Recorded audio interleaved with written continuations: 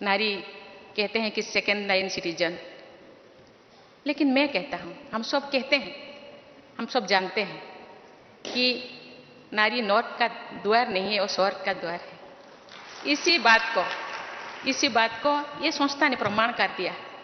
ये संस्था का जो भी चीफ होते हैं, चाहे सेंटर हो, चाहे गीत पाठशाला हो, चाहे सारा विश्व में जितने भी सेंटर्स है, उसका लीडर होते हैं महिलाएं और बहनें। शक्ति के बिना शिव अधूरा है, क्योंकि शिव और शक्ति दोनों का प्रभाव से ही ताकत मिलता है, ऊर्जा मिलता है। शक्ति के बिना शिव का अधूरापन हो जाता है।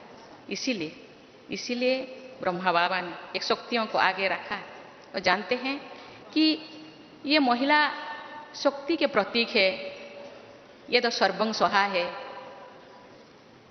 सुख, शांति, आनंद और प्रेम का ये जीता जागता ये मिसाल है। कोई बोलने से, कहाँ किताबों में लिखने से वो चीज तो बदल नहीं जाएगा। लेकिन आज लोगों की मानसिक स्थिति को बदलना जरूरी है और बदल भी चुका है। आज चारों तरफ ये है, भारत में ही है नहीं, सारे विश्व में कहते हैं महिलाओं को आगे लाना होगा। वो समझते हैं आज नेगेटिविटी इतने बढ़ने का एक ही, मुझे बहुत सारे कारणों से एक ऐसे रीजन है, क्योंकि हम लोग महिलाओं को नेग्लेक्ट करते हैं। महिलाएं आगे आना चाहिए। आज चारों तरफ आरक्षण के लिए नारा लग रहा है। पॉलिटिक्स में आरक्षण, नौकरियों में आरक्षण और हर चीज में आरक्षण चाहिए महिला। लेकिन मैं जानती हूँ महिला के अंदर इतना पोटेंशियलिटी है। अब आज हम देखेंगे तो हर जगह, अभी बॉर्डर सिक्योरिटी में भी वो ऐसा काम करते हैं जो भाई लोग नहीं कर पाते। अपने आप को प्रूव करना चाहते हैं, उनके अंदर जुनून है, यस मुझे करना है, मुझे आगे बढ़ना है। किसी के पीछे, मेरे पीछे कोई रहना कोई जरूरी नहीं, मेरे अंदर पोटेंशियलिटीज है। इसीलिए आज आप देखेंगे तो सीबीएसई का रिजल्ट, कोई मेडिकल का रिजल्ट, कोई आईएएस का result, IAS, OAS, engineer, MBBS, जो भी आप रिजल्ट देखेंगे, बहनें अपने छात्राएं वो पहले जो नंबर 10 पे उनका नाम 50 से ज्यादा रहता है। अपने आप को प्रूव करना चाहते हैं, हम पीछे नहीं है, हम आगे हैं, आगे बढ़ सकते हैं, जा सकते हैं। इसीलिए ये जो संस्था, ये जो इतने सारे संस्थाओं को एक सूत्र में बांधना, कोई बाबा के भाषा में कोई मासी का घर नहीं है।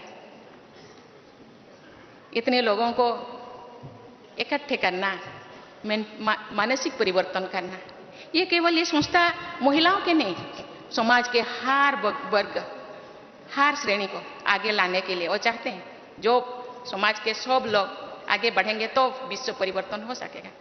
मुट्ठी भर मानव के साथ कोई परिवर्तन नहीं हो सकता, सबको आगे लाना होगा, आगे आना होगा। इसीलिए वो युवाओं को भी आगे लाने के लिए गांव-गांव वो रैली कर रहे हैं। सब जानते हैं जितने अभी जनसंख्या वृद्धि हो रहा है, इसके साथ ही अपना अनाज का भी बढ़ावा जरूरी है। इसीलिए लोग रासायनिक सार का खाद का यूज करते हैं, लेकिन देखा गया है कि रासायनिक सार यूज करते बाद तो हम शारीरिक रूप से इतने नया बीमारी आ रहा है। इसीलिए ये संस्था ने जैविक सार, ऑर्गेनिक सार यूज करके वो गांव-गांव किसानों के अंदर ये बात को फैला रहे हैं। मुझे भी मौका मिला था कि ब्लॉक में कृषि सम्मेलन जो हो रहा है उसमें शामिल होने के, लोगों को समझाने के लिए, ये लोग इसको अपना रहे हैं। आज सब सोच रहे हैं हमको तो उस रासायनिक सार को बंद करना है,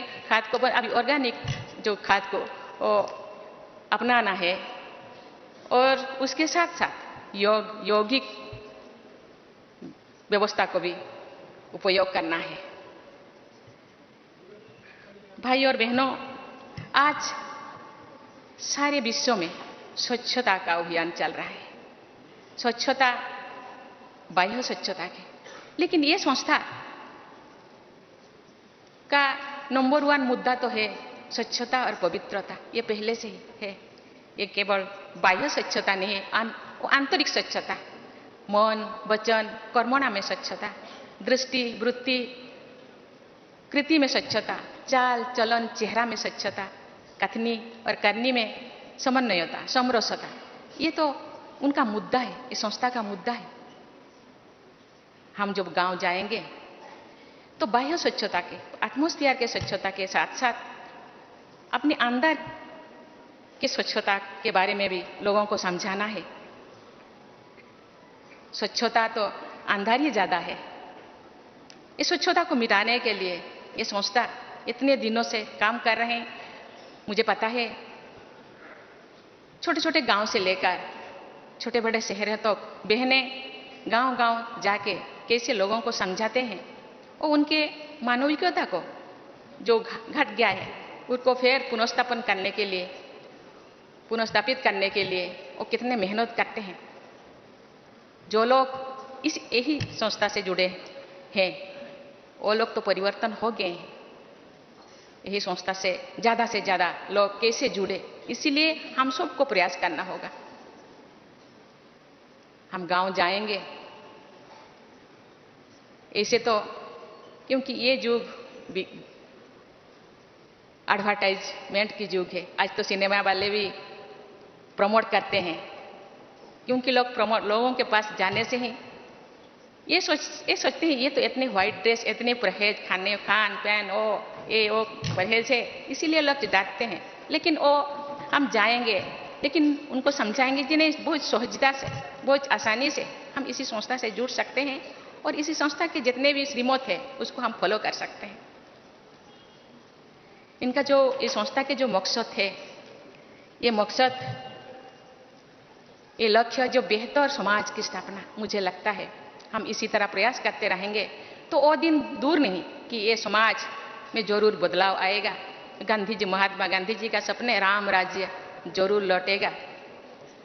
इसके लिए हम सबको बहनें तो प्रयास कर रहे हैं, जो गृहस्थी है उनको भी प्रयास करना होगा। कहते हैं कि example is better than advice. अपने आप को एग्जाम्पल बनाना है। यस, हम कर सकते हैं। हम महाकाश पे जा सकते हैं, मिट्टी के अंदर जा सकते हैं, पानी के गहराई में जा सकते हैं। तो इतने थोड़ा से काम हम नहीं कर सकते। मैं जो सेंटर से बिलोंगिंग करती हूँ, वहाँ एक बार मुझे बहन जी ने बोली, दीदी आप थोड़ा गाना गाइए। मुझे तो गाना नहीं आ रहा है, तो मैंने मुझे हिंदी गाना मुझे याद आ गया, जो खिल सके ना ओ फूल हम है, तुम्हारी चरणों के धूल हम है, दया की दृष्टि सदा ही रखना, तुम्हें हम माता पिता तुम्हें। बहन जी ने बोले, दीदी आप तो बाबा कहते हैं बच्चे आप चरणों के धूल नहीं है, आप मेरे दिल के धड़कन है, आप तो आंखों के तारा है, आप तो मेरे दुलारी है, आप तो राजा है, राजा बेटा है। दया की दृष्टि नहीं। माता पिता अपने बच्चों को दया नहीं करते हो तो अधिकार से, अपना अधिकार है, मेरे जो पूछे वो तुम्हारे है, मेरे जो पूछे वो तुम्हारा है, उसको दया की कोई जरूरत नहीं। लेकिन जो बच्चे जो बिगड़ जाते हैं, माता पिता भी थोड़ा गुस्सा करते हैं, आपको कुछ भी नहीं मिलेगा, एक फूटी कौड़ी नहीं मिलेगा, लेकिन फिर भी मिल जाता है, क्योंकि हम सब लीगल हेयर है ना, बाबा का लीगल हेयर है। बाबा का जो कुछ है, बाबा में जो गुण है, जो क्वालिटी है, हम में भी वही क्वालिटी है, लेकिन उस क्वालिटी को पहचानना चाहिए और खुद उसको प्रयोग करने के साथ साथ दूसरों को भी। बाप कहते हैं आप जो कर रहे हैं ना, दूसरे आपको जो फॉलोअर्स है दूसरे भी वही करते हैं, इसीलिए आपको भी चाल चलन चेहरा में शुद्धता आना चाहिए, आपका वृत्ति में शुद्धता आना चाहिए, तो आपका फॉलोअर्स में भी आपके जो करते हैं वो जरूर करेंगे और विश्व का परिवर्तन जरूर होगा। इसके लिए हम सबको मेहनत करना पड़ेगा। ज़्यादा मेहनत की जरूरत नहीं है, सोच को थोड़ा बदलना पड़ेगा। हम अपने आप को जितने भी नकारात्मक सोच है उसको बदलकर सकारात्मक सोच लाएंगे और बाबा के श्रीमत में चलेंगे। बाबा कहते हैं ये विश्व ये कंटे के जंगल है, ये कंटे के जंगल को फूल के जंगल बनाना है तो थोड़ा बहुत तो मेहनत तो करना पड़ेगा। इसीलिए हम जब ढूंढते हैं, सुख को ढूंढते हैं, हर कोई सुख के लिए, शांति के लिए, आनंद के लिए प्रयास करते हैं, लेकिन सुख हम कहाँ ढूंढते हैं? वस्तुओं में, वस्तुओं में सुख ढूंढते हैं, लेकिन वो सुख तो स्थायी नहीं है। लेकिन स्थायी सुख अपने अंदर है, उसको ढूंढना है। तो इसके लिए जो हर किसी के लिए, जैसे भगवान ने जो क्रिएट किए हैं, जितने भी प्लानेट है, अपने अपने अपने अपना कक्षा में चलते हैं। स्कूल में हम दाखिला लेते हैं, स्कूल का भी कोई अनुशासन है, उनका भी कोई नीति नियम है। गवर्नमेंट जो चलता है कॉन्स्टिट्यूशन के नीति नियम के अनुसार चलता है। इसीलिए अपने आप का भी एक कॉन्स्टिट्यूशन बनाना चाहिए। मुझे कैसा जीना है, मुझे ऐसा जीना है कि मुझे देखकर बोले कि यस, ये जो कर रहे हैं अच्छा कर रहे हैं। इसीलिए इतने फॉलोअर्स है। लेकिन इसी बात को, इसी मैसेज को लेकर के हमको गांव को जाना होगा, लोगों के पास जाना होगा, जरूर परिवर्तन होगा। और राम राज्य जो सपना है महात्मा गांधी का, वो जरूर पूर्ण होगा। और इस संस्था, जो रूहानी संस्था, जो पुनर्स्थापन, जो मूल्यों का जो पुनर्स्थापन करने के लिए जो सोच रहे हैं, आज चारों तरफ जितने भी यूनिवर्सिटीज है, यूनिवर्सिटी में आज वैल्यू एजुकेशन के बारे में सोचते हैं।